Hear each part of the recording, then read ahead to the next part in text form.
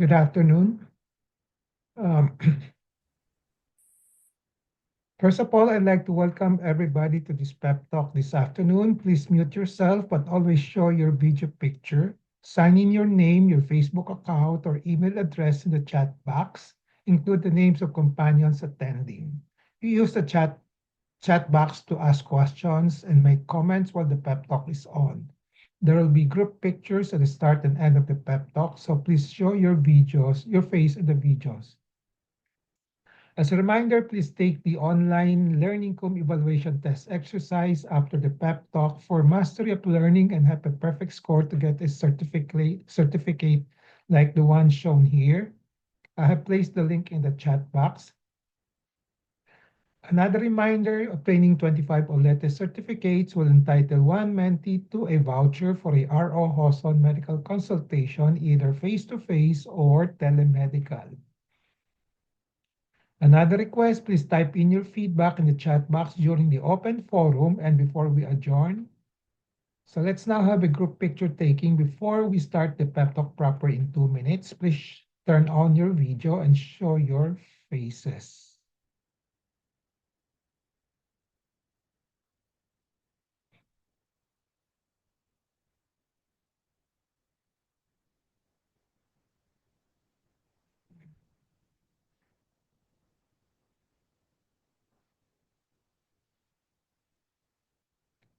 Okay, ready?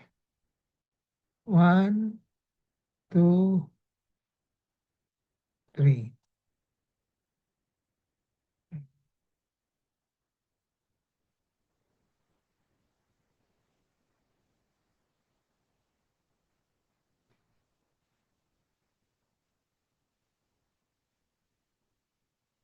Where is that?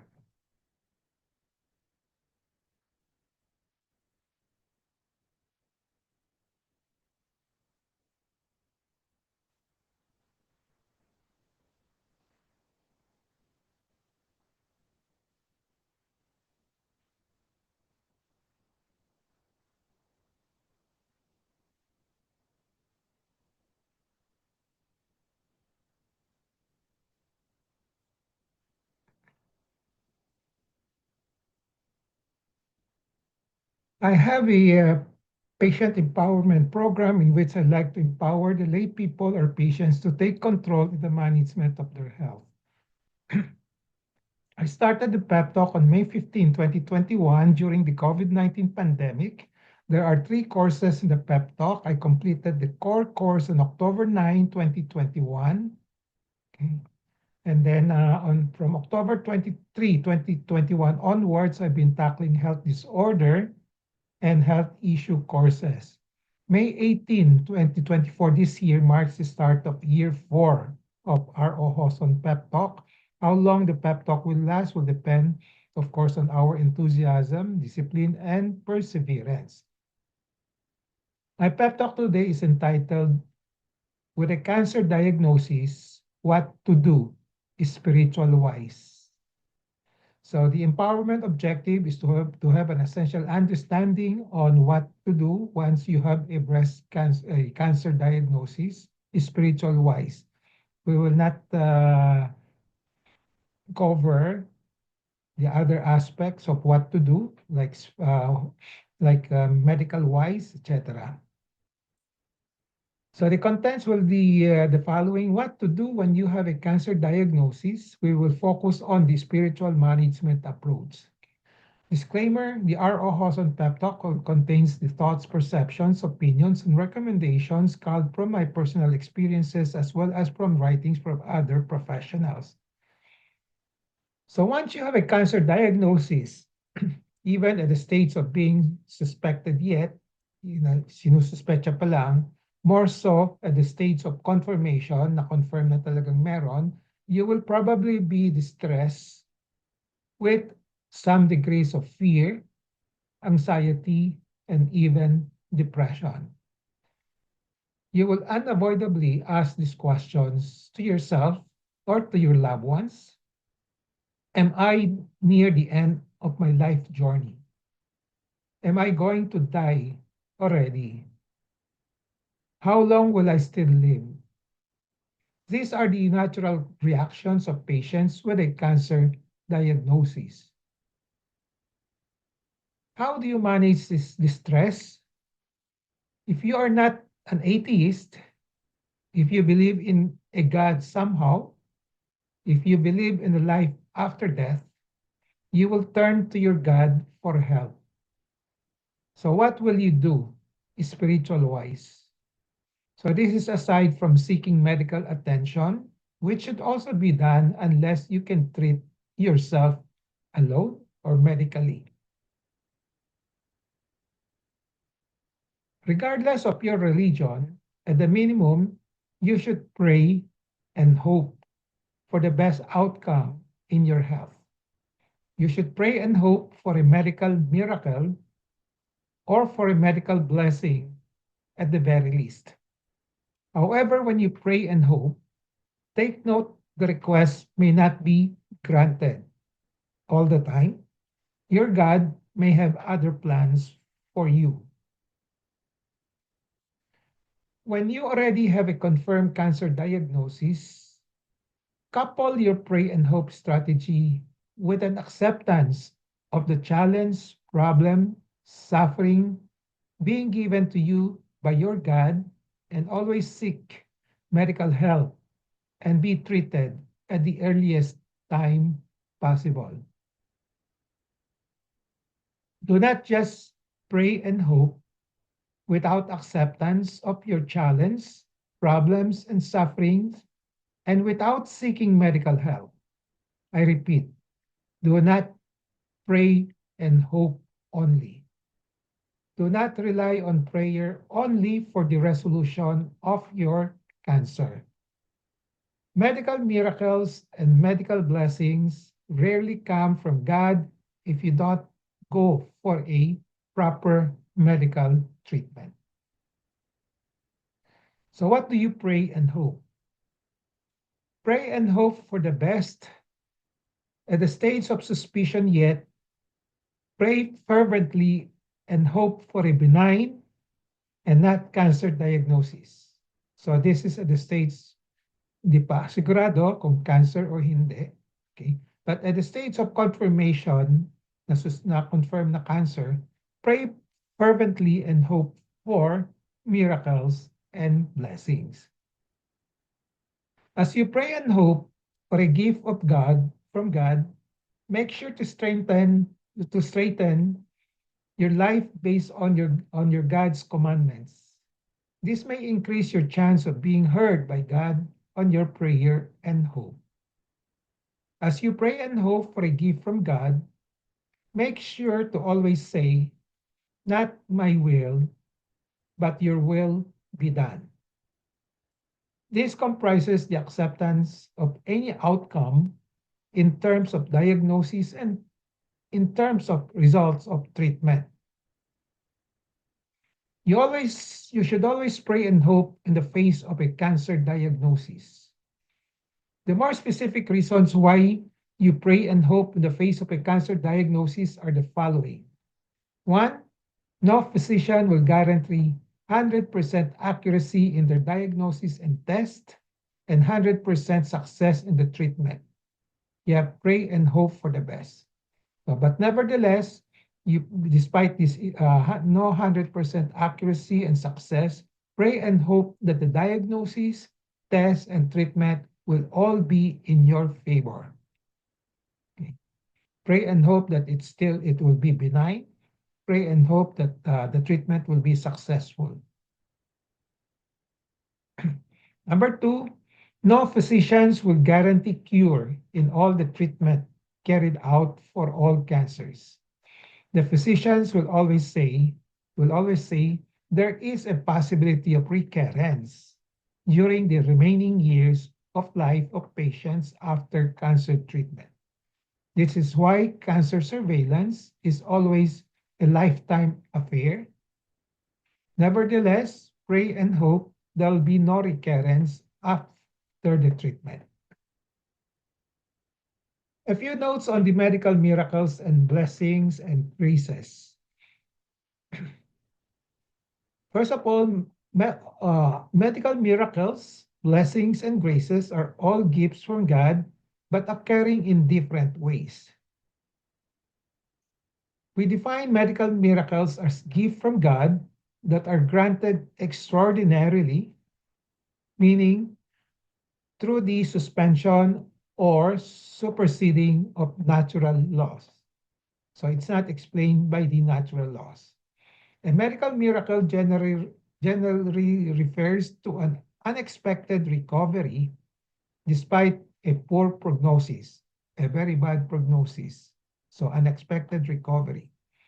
Medical miracles refers refer to events that are anticipated and inexplicable, cannot be explained, outside the range of medical precedents and laws of nature as assessed by science. A miracle has three basic components according to Mayer. It must be an unusual event that can be perceived by others. So kung di nakikita ng iba, hindi na-perceive by others, we don't call that medical miracle. It has no natural explanation. It appears to be the result from an act of God.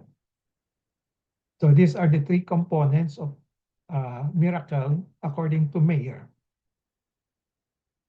Medical blessings, on the other hand, are gifts from God in the realm of health, given to individuals as a sign of favor or goodwill, usually in response to a prayer and faithfulness to God's will. The blessing gift are not in the scale or short of requirements of a medical miracles. So ang kaibahan ng gift of blessings and medical miracles is that yung medical miracles talagang malaking extent yon at usually hindi na-explain ng science. No? Medical graces, on the other hand, are also gifts from God in the realm of health bestowed out of love of God on individuals regardless of their actions and worthiness. So graces are independent of human effort. But again, the grace gifts are not in the scale and short of the requirements of medical miracle. So what is not in the extent of the medical definition of medical miracles, we call them graces or blessing.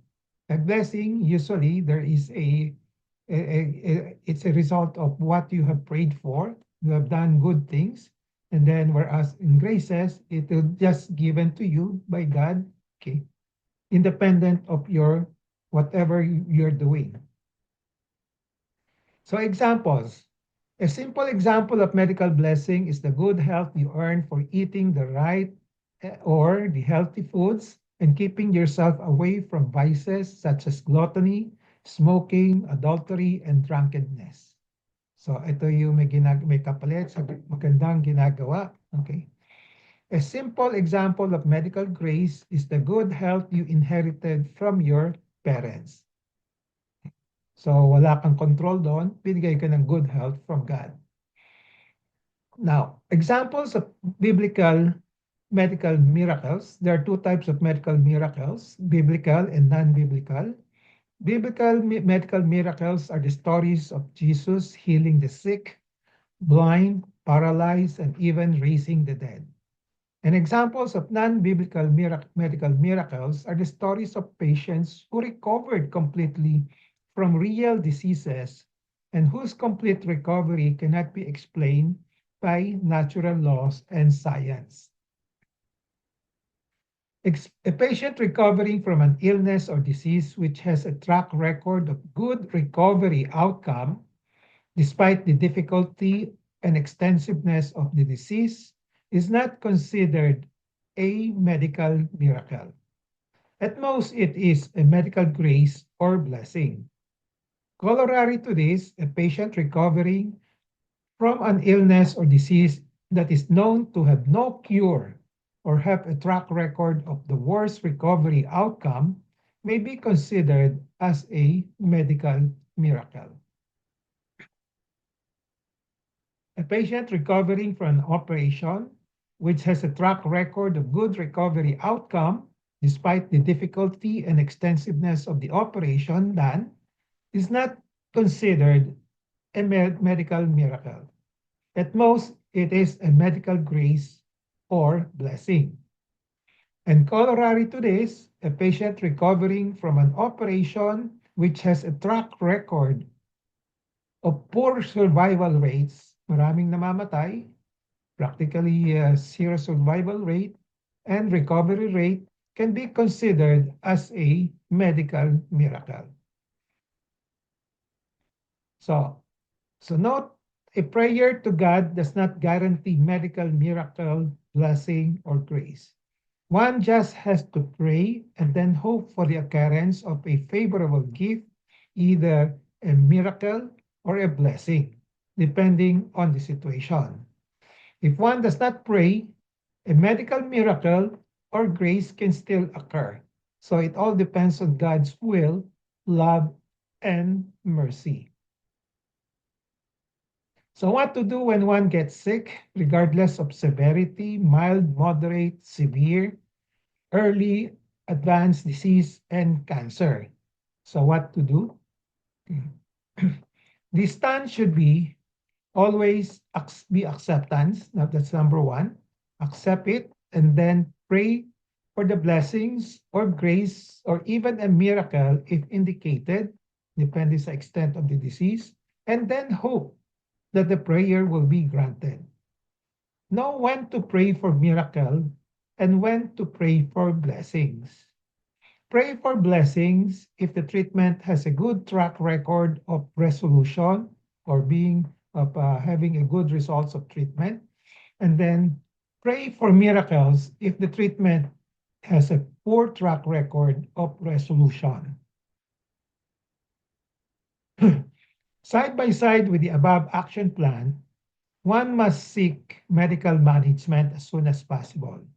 So wag lang magre-rely sa prayer and hope. So medical management should be sought also as soon as possible. Again, side by side with prayer and hope, one should be ready to accept God's will, whether or not to grant you a medical miracle or not, or a blessing or not. Be prepared for this so that one will always have the peace of mind that accompanies acceptance of God's decision, whatever it is. A prayer that I recommend in times of illness that embodies what I advise on what to do in the face of a cancer diagnosis is the following. Heavenly Father, I consider the illness that I got is your trial for me. I wholeheartedly accept this because I trust in your plan for me. Nevertheless, I still pray, please help me in overcoming this illness and trial with a cure as much as possible and without much suffering. Help me to have faith that you will never leave my side. Whatever be the outcome of my illness and trial, I will thank you and say, thy will be done. Amen. So, summary and takeaway, I have discussed the following. What to do when you have a cancer diagnosis with focus on spiritual management approach. So the states of still uncertain cancer diagnosis, pray and hope, acceptance of cancer diagnosis and genetic diagnosis, pray and hope for a blessing, grace, or even a miracle if indicated, then hope that the prayer will be granted, but always allow thy will be done. Takeaway in relation to patient empowerment, be always in touch with reliable medical information on what to do with a cancer diagnosis, spiritual wise. Knowledge is power. It gives power. Use the 4Ks of patient empowerment, kalaman, kakayanan, karapatan, and kapangyarihan to gain greater control over decisions and make better decisions on what to do with a cancer diagnosis, spiritual wise, as part of your health management. This ends my pep talk today. I hope I have empowered you to have an essential understanding on what to do spiritual wise when you have a cancer diagnosis as part of your health management. Before we go to the QA portion, reminder, please take the online Learning Comb evaluation test exercise for mastery of learning and have a perfect score to get a certificate like this one shown here. I placed the link in the chat box. And then another reminder, obtaining 25 OLETE certificates will entitle one mentee to a voucher for a RO host on medical consultation, either face-to-face or telemedical. Feedback, please type in your feedback in the chat box during the open forum and before we adjourn. Let's now have a group picture taking before we start the QA and interactions. Please turn on your video now and show your faces.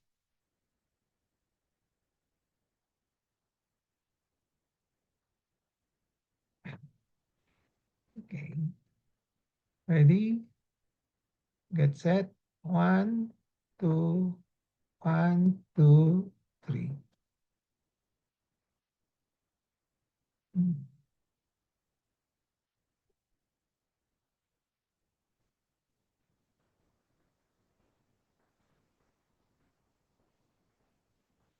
Okay. Okay, the floor is now open for questions, comments, sharing of experiences. Okay. I suppose, okay, wala nang consultation dito, meron pa. So more of sharing, okay. And then comments, suggestions, etc. Who wants to share?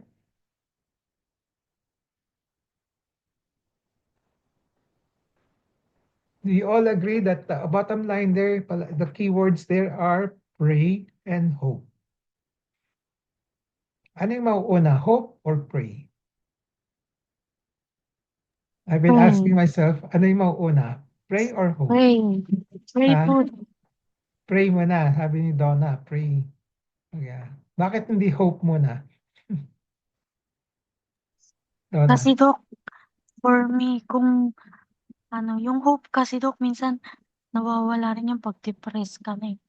Kahit anong sabihin ng tao sa paligid mo, na magpapalakas ang loob mo, kung yung pananalig na yun, mahina, wala na po yung hope. Kaya dapat mas inuuna natin yung prayer. Kasi alam natin na kung imposible sa ating mga tao, sa kanya, walang imposible. Okay. So, kung walang God naman, hope lang. Ganun ba? Yes, Doc. So, if you have a God, you pray first before you hope, no? Yes, Doc. Okay. For me, prayer Okay. is the best ano talaga. Uh, you pray and then after that you hope na sasagutin ka, 'di ba? Yes, Doc. Okay. Kung mabuting tao ka naman, Doc, magkakaroon ka ng 30 to 50 chances na pagbibigyan ka niya. Good. Okay. From experience, Donna, Yes, Doc. 30 to Nakila 50? yes, Doc, pinakilala ka sa akin ni God. Okay. May quantification ka kaya gusto kung malaman kung saan mo nakuha yan para magamit ko rin. 30 to 50%. Pag nag-pray ka, may malaking chance mo. Okay. Yes, Doc. Okay. Thank you. Anybody else who would like to share their experiences? So iwanan na natin yung isa ha, basta mauna yung pray, then hope. No? Okay. So anybody else who wants to share their experience when they have a cancer diagnosis? Frances, anong experience mo noon? Mhm. Ano po sir, hi Doc, good afternoon po. Good Oo, afternoon, Frances. experience sir Doc, yung lahat po ng sinabi niyo totoo po sir, eh. Nag-sync sa akin na, na-depress ako, nagtanong ako talaga bang ako ito, ako ba talaga yung nagkasakit, bakit ako? End of the world na ba for me? Gano'n Doc, until such time na, confused Doc, eh. Ano ba ang next step 'pag na-diagnose ka ng gano'n. So, confused ako at the same time, parang pinagbagsakan ka ng langit at lupa. Bakit ako? Despite the fact na healthy naman ako, walang bisyo, mga gano'n, Doc, yung nagtatanong ka. Yung bakit ganun, bakit ako? And then later on, it was only naging clear for me when I consulted you, Doc. Actually, honestly speaking, Doc, you made it easier for me to decide kung anong next step ang aking iti-take because you gave me options. Mhm. Unlike sa iba, wala akong option. And at the same time, sa inyo nanggaling, Doc, yung, hindi lahat manggagaling sa doktor. You have to do your part. Yun yung sinabi niyo sa akin before. Nung first Mhm. time ko pa yung kinonsulta. And yun, sir. So lahat nag-fall into places. Ayan. And then, so, ayun, na I was able to recover. And now, Doc, 10 years in remission. Yun. So that's it for me, Doc. Thank you po. 10 years ka na, ano? Okay. Yes, Doc. Diba, Doc? Ang Okay. bilis. Pang Thank 10th you year mo po. this year. Pang 10th year mo. Yes, sir. Yes, Doc. Opo. Okay. Oo, So I okay. suppose after yung mga questions that you had in your mind at the early stage Yeah. of your diagnosis, no? Mm-mm. Nagkaroon ka ng acceptance of things already. Mm-mm. And then, so you start praying and then hoping. And yeah. And Hoping. syempre doing our part, hindi wala yung asa ka lang sa doktor, asa ka sa gamot. You have to do your part. Yung share mo, Yeah. take care of yourself, follow Uh, yung mga advices ng doktor, kung ano yung dapat yeah. gawin. Yeah. Ayun. Oo. Kasama na yung check-up, no? Kasama Okay. yung doktor. Ayun. Actually, doc, talagang pinakamahirap yung acceptance. That's the most Yeah. difficult. Mm. Yeah. Mm. Yeah. Okay. Yeah. Okay. Before I leave you, Francis, number one, Mm. 10 year ka na. Yes, doc. Bigyan mo sa akin picture mo. We will celebrate your 10th year. 10th Talaga, cancer. doc. May cancer In, jubilarian tayo. 10th Oo cancer nga po, doc. jubilarian ka. Parang Mm. meron kang voucher for Hindi, pupunta ako, doc, sa clinic mong pipicture tayo together. no, but for December 1 kasi Really? Sige so, po. so para masama na kita dun sa prices. Yeah. Ay, kahit po walang price, happy na tayo na naka 10 years. Di po ba, doc? Meron akong di ba? Pag may Uh, first year, 5 year, 10 year, oh, 25 ah, years, merong ayan. may free voucher for medical Oh, consultation. wow. Thank you, doc. Okay. Sige po, isi-send ko po yung picture. Send mo kaagad sa akin. Yes. Okay. Thank Okay. you po, doc. The other thing I'd like to say, to expound on what Francis mentioned is that hindi lang sa cancer, ha? So lahat ng sakit natin, no? I call it challenges, problems, no? Even sufferings from other causes, not cancer. Kasi kung minsan, na-aksidente tayo, mga ganon, no? May mga suffering din yon, no? So, learn how to accept also. Learn para pag dumating yung cancer, mas madaling tanggapin, no? So, habang wala pang cancer, train yourself how to accept all these things that's happening to you. Yung mga challenges, problems, sufferings, no? Outside cancer. Okay. So Yes, hindi doc. usually talagang hindi nawawala yan eh. Andiyan yan. That's part of our life, no? So we have to train ourselves to do that, no? Para ready tayo when we have cancer. Parang ako, meron akong problema sa vision ngayon. Parang may diagnosis ako ng glaucoma with optic neuritis. Tinatanggap ko na, no? No, most likely irreversible na yan. I just hang on, bahala na, no? And then just keep on working until the end, no? No, tanggapin na lang and then just work on, no? Okay. Okay. Just train yourself, basta kahit na as early as now, no? Habang nasa silent period pa tayo, nasa rest period, no? Kasi yung life ko, no, talagang parang parang ano yan eh, parang what do you call that, yung up and down, no? Up and down, parang anong ride yung tawag doon? Yung pataas pababa. Anyway, sige. Any other comment? Fluctuating, yeah, okay. Violeta, I would like to share. Si Violeta, maraming share sa atin yan. Good afternoon, Doc. Oo, Violeta. Happy pa naman, Doc. Ah, Bilib ako talaga sa'yo. Malakas ka. Actually, I call it grace and blessing from God. Although stage 4, pero everything is normal. Wala po yun sufferings or torments na nararanasan ng stage 4 patients. I can still enjoy my life. Nakakakain ako, nakakalasa ako, nakakapasyal ako, and I can do house chores. So parang kung isipin ko, if it's not for the medicine, kasi I have to alarm my medicines kasi. So kapag wala yung medicine, siguro I won't remember na may cancer. You won't So remember? hindi ko maaalala na may cancer ako kasi wala ako nararamdaman, Doc. Okay. Kung walang medicine. Opo, kung hindi nag-a-alarm yung mga time na, it's time for my medicine na. So, yun lang.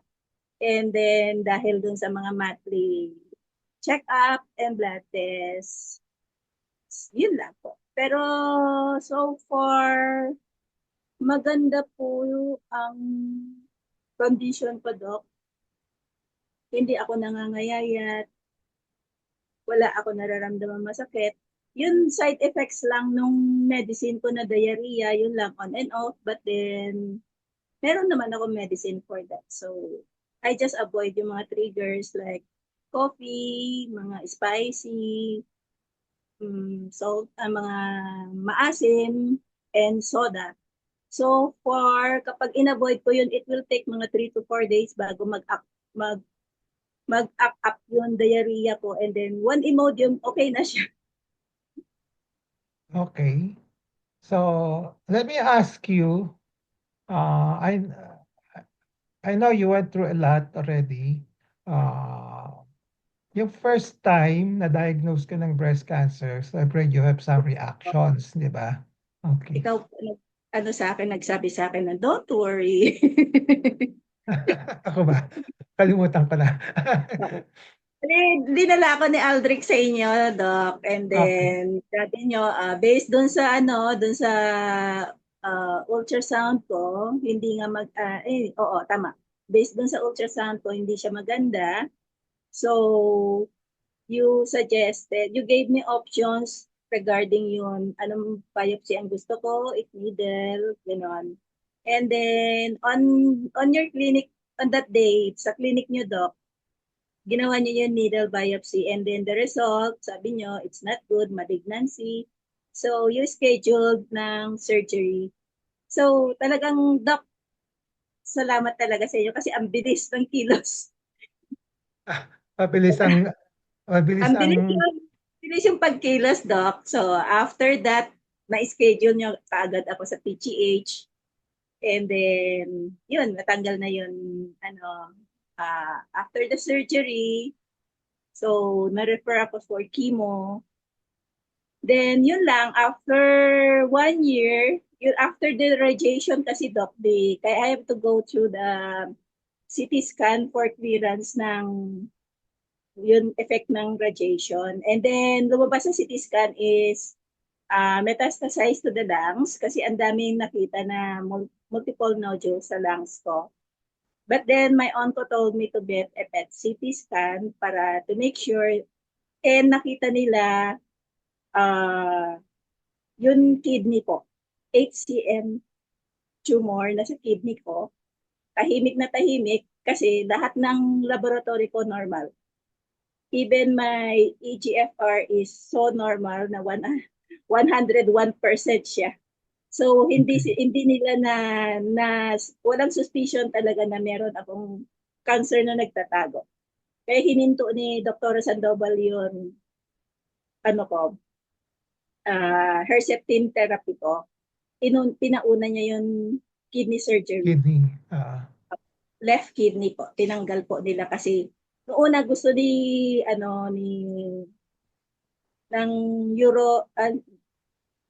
yung surgeon ko, si Lapitan. Dr. Lapitan. Gusto niya sana i-save. gusto niya gawing partial, pero hindi daw talaga kaya. Nangingitim daw talaga yun kidney kapag clinic niya. So, nag-decide siya, tanggalin na lang buo. And sabi niya, buti na lang, tinanggal niya buo kasi lumabas na sa biopsy, renal cell cancer siya. So, Aha. sabi niya, buti na lang tinanggal ko, sabi niya sa akin. Okay. That And was when? then, That was when? Yung kidney mo? July 2019 do. Yung June breast cancer mo, kailan? 1, 2018. 18. 1 year, 18. after 1 year 1 po, year after nag-surgery ako for the kidney. kidney. Okay. And then, after that, sabi ni Dr. Lapitan, kung in 5 years, walang nangyari, walang tumubo, safe ka na.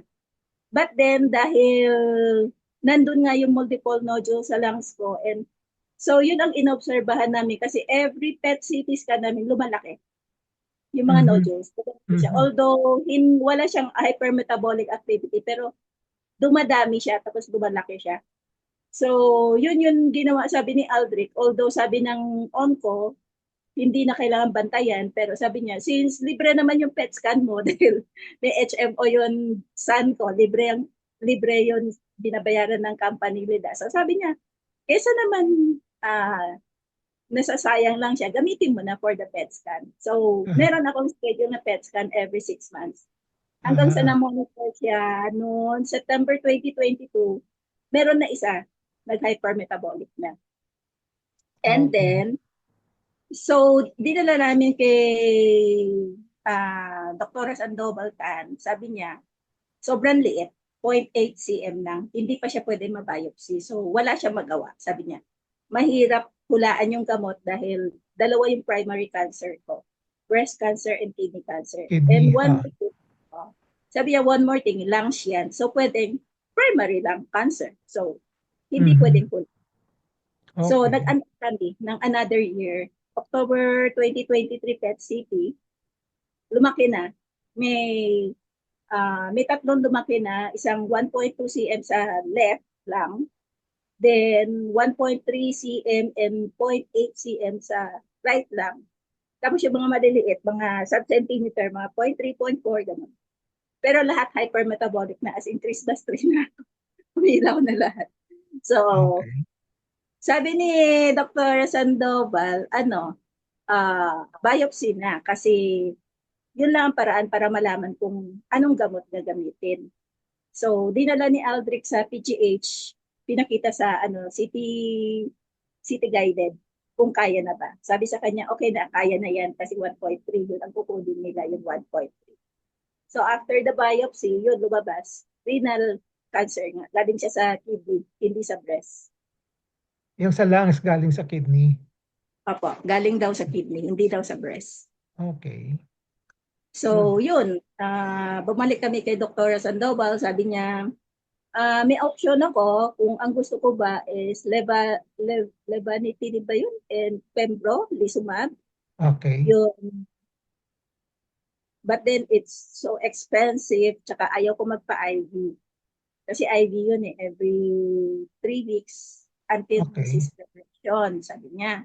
So sabi ko, ayaw ko ng IV. Tsaka isa pa sobrang mahal yung gamot. Sabi ko, mauubos yung kabuhayan namin dahil lang dyan sa gamot. So sabi niya, second option, you go for the oral pasopanib, which is a targeted immunotherapy for renal cancer talaga siya.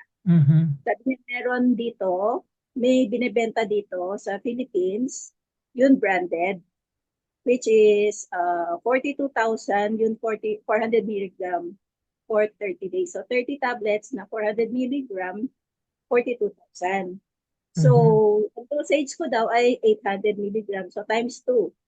That would be 82,000. Sabi ko, expensive siya, Doc. Sabi ko, saan ako kukuha sa ganyang kadaming pera? Every month, 82,000 itatapon ko dahil lang dyan sa cancer na yan. So, sabi niya, hindi ka naman pwedeng umupo lang dyan na mag-aantay ka na mamatay ka kasi buhay ka pa eh. So, sabi niya, may paraan yan, sabi niya. Kasi may mga patient ako, they order from India. Okay. So, sabi niya, subukan mo muna dito kung meron mga nagpaparating, yung mga bumibili from India and they are selling it here na mga generic. Sabi niya, Okay. it would per.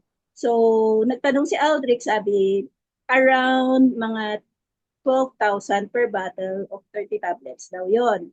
48 versus 80 versus 12,000? Apo, 12,000 per bottle, 400 milligrams. So, pag times 2 ka, magiging 24. 4,000. So, Mura pa pero rin. ang problema, walang gusto magbenta kasi hinuhuli nga ng FDA. Kasi Ah? walang license. Hinuhuli siya ng FDA, yung mga nagbebenta dito, kasi walang license to sell in the Philippines. Yung brand. Okay. Kasi meron kasing batas dito na lahat ng pumapasok dito sa Philippines, kailangan may FDA clearance, may license from FDA bago pwedeng ibenta dito. So yung mga nagpapasok, kung magbebenta man sila sa mga kilala lang, kasi mahirap mahuli eh. So in short, hindi ako nakabili. Kaya ang ginawa ko, I tried India-Mart. Kasi sabi ni Dr. Sandoval, you can try, meron India-Mart. So, India? pray. India-Mart. India-Mart. Ano yun? India. It's an online platform ng mga products sa India. So, Okay. doon marami mga pharmaceutical. Okay. So, Pwede ka ito na yung mag-order doon? Pwede ka mag-order doon? So, ito na yung prayer ko. Kasi pag scan ko sa India-Mart, pasok panig, search, lumabas lahat. Ang daming brand, ang daming manufacturing company. Ang tanong ko ngayon, alin dito? Okay. So I asked for God's guidance. Sabi ko, guide me, which brand, which company. And God is good. I was guided to a pharmaceutical company. Tapos yung agent na nag-entertain namin, babait siya. Binigyan niya ako ng wholesale price, which is around nasa 3,000 per bottle lang siya. 3,000 So, lang? yes, Doc. So, noong una, natakot si Aldrich, siyempre. Sabi niya, 42,000 to 12,000 to 3,000. Sabi ko, yung 12,000 na binibenta dito is ganun din ang price sa India-Mart. Nasa 3 to 4,000 lang. So, ibig sabihin, may patong yung mga nagbebenta dito. Kasi Okay. ini-smuggle nila eh. So, Okay. syempre, sila. So, ang ginawa namin is, nung nagtanong ako dito sa bank, paano mag-pay, sabi ng bangko, bawal ako magpadala ng dollar to a company unless I have an import license. So, sabi niya sa akin, bawal. Better as somebody, as a friend na nandun or outside the Philippines na pwede magpadala ng dollar to India. And then bayaran ko na lang. So, ang Okay. ginawa ko, I asked my pamangkin na nasa US, gamitin niya yung Wise na app Okay. to transfer money to the pharmaceutical. Okay. And then, binayaran ko siya dito sa bank Okay. account. So yun, Okay. ganun po. Very smooth naman siya. Gumamit sila ng UPS to deliver it to me. It took around 10 days, I think. 10 days yata, dumating na sa akin. Yun Okay. lang, pag UPS pala, may tax. Kasi may tax. May tax. May tax. Okay. Kasi ang UPS kasi, hindi sila, kumbaga parang kung ano yung actual invoice, kailangan yun ang i-report. So, since yung binili ko kasi, in bulk ko ako bumili, so umabot ako ng mga $500. Pagdating dito, sinabihan ako na, ang allowed lang is 10,000 pesos lang. And $500 is nasa 30,000 something.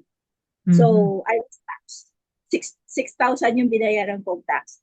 And then, sinabihan ko yung agent, sabi mo walang tax. Bakit nagkaroon ng tax? Sabi niya, siguro he asked around, and then yung second purchase namin, sabi niya sa amin, we will change the post, yung postal, yung courier. Gagamit sila ng EMS, which is the postal ng Philippines. And then, sabi niya, ito, pwede tayo mag-underdeclare ng invoice. Ilalagay ko lang ng less than 10,000 pesos, yung value ng medicine mo, para pagdating sa'yo, 200 pesos lang ang bayaran mo. So, yun po ang Okay. ginawa nila.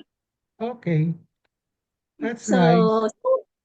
so far, maganda po yung effect ng gamot. Although hindi ako nagte-take ng 800 mg, 400 mg lang yung tinitake ko do. Half dose lang kasi hindi ko kaya.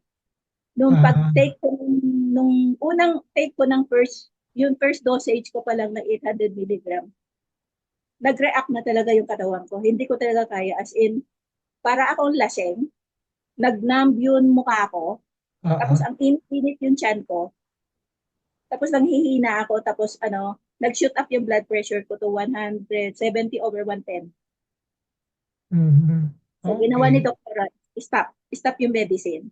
Inayos nila yung BP medicine ko kasi nakalosartan lang ako that time. So, pinalitan ni Aldrich ng uh, full dose, telmisartan amlodipine, Okay. telmisartan 80 mg and 10 mg of amlodipine. Tapos inantay nila mag-normalize. Nung bumaba na ng 130 at hindi na nag-shoot up kasi nag-fluctuate siya, bigla siya nag-shoot up tapos babagsak. So, nung nag-normalize na siya, binalik nila yung medicine, 400 milligram lang. Okay. Uh, so, tapos may naka-back up ako na gamot pang high blood for emergency na in case na umakyat siya ng above 150, I had to take it. Pero Okay. hindi ko naman na na-take yun. So Okay. far, okay yun. BP ko, kaya niya i-control. So ang nangyari ngayon is iba-ibang side effect yung lumabas because of the Okay. medicine. Okay. How long have you been taking that medicine? Ha? How long have you been taking that medicine now? Since December 2023, Doc. Mag-o 1 year na. Opo. Okay. So, anong latest mo? Lumit na? Lumit? Yung latest PET CT scan ko, lumabas po, lahat ng multiple nodules na maliliit, wala na po. Wow. Okay. Tapos, Good. yung tatlong malaki, nag-shrink. Tapos, isa na lang yung naiwan na hypermetabolic. Lahat po, wala na pong metabolic activity. Stable Okay. metabolic lang po yung isa, yung kinuhaan nila ng biopsy. Yun lang po. Okay. Pati Okay. nasa So, yeah, 1 cm, okay. 1 Keep on cm. praying. Keep on praying. I-pray mo na yung miracle.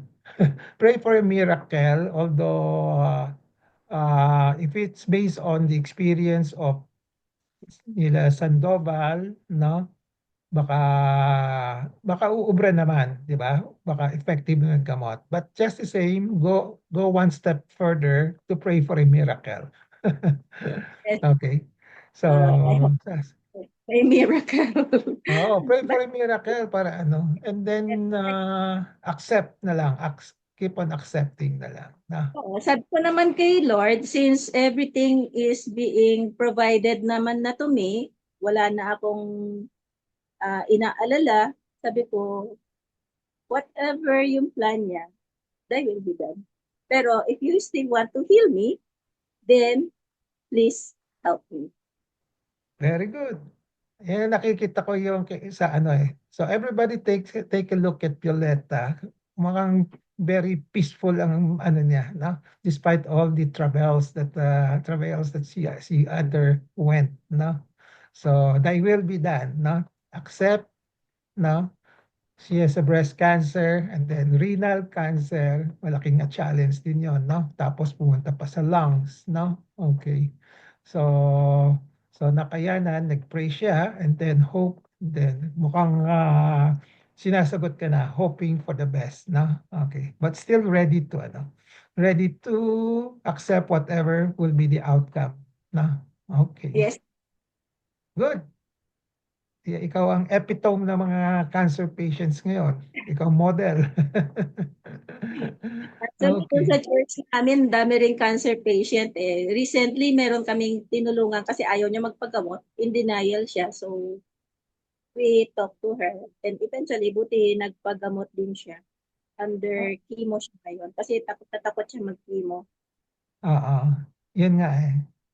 Yung mga may takot, no?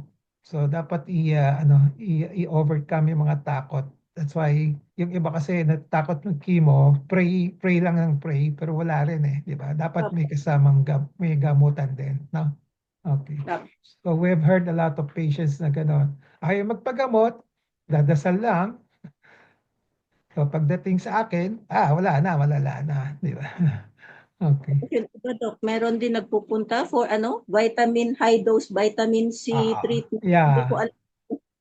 yeah. Yun. Yan, wala tayong magagawa doon eh. Ewan ko kung nanloloko lang yun o ano. Kasi binigay sila ng alternative, no? Na walang mas madali daw ang gamutin, no? Without operation, without chemo. Yun lang, yung effectiveness noon, questionable, no? Okay. Okay. So just pray and hope also for the right decision, no? Okay. Yes, Doc. Okay. Okay, thank you, Violeta. Okay. Any more? Any more sharing? Kung wala na. Belet, you want to share? Belet, ano bang naranasan mo, Belet? Wala, baka tulog na si Belet. So, if there are no more questions, we'll call it a day. We'll see each other. Next week, wala tayong pep talk because Saturday yon, no? But on the next day, we will have the Cancer Crusaders Club, no? Okay. So instead of that Saturday na pep talk, ika-cancel natin to give way to the Cancer Crusaders Club annual meeting, no? So I enjoin everybody to attend, no? So we'll just we'll start at 10 o'clock, then we will end at 12 o'clock. And then there are a lot of prizes there, no? Okay. So register kayo doon. Marami kayong mga prizes na makukuha doon, no? Okay. Frances, mag-register ka rin.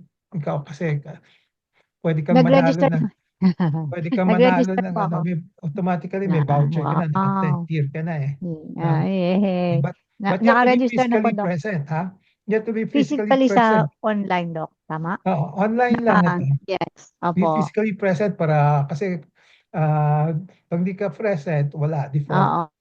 Yeah. Opo, Okay? Doc. Okay, Sige. Doc. Thank Okay. you. Bye-bye. I'll see you next Bye, week, Doc. December 1. Thank December you, 1. Doc. Thank you po, Doc. Bye-bye. Bye-bye. Bye-bye. Thank you po, Doc. Ah, Doc. bye-bye.